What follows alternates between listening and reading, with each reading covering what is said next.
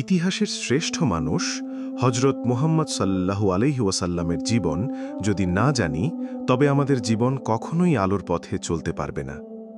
চলুন শুরু করি সিরাতুন নবীর সেই মহান সফর।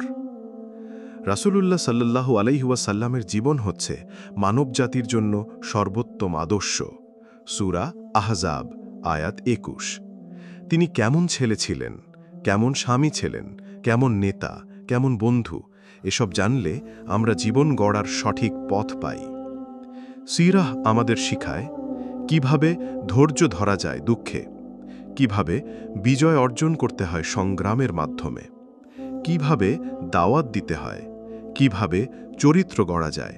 রসুল সাল্লাল্লাহু আলাইহি ওয়াসাল্লামের জীবনী না জেনে ইসলাম পালন করা অনেকটাই চোখ বন্ধ করে পথ চলার মতো।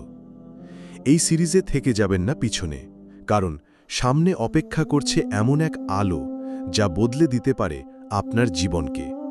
সাবস্ক্রাইব করুন বা ফলো করুন সিরাতের এই সফরের জন্য। আল্লাহ আমাদের রসুল সাল্লাল্লাহু আলাইহি ওয়াসাল্লামের জীবন অনুযায়ী চলার তৌফিক দিন। আমিন।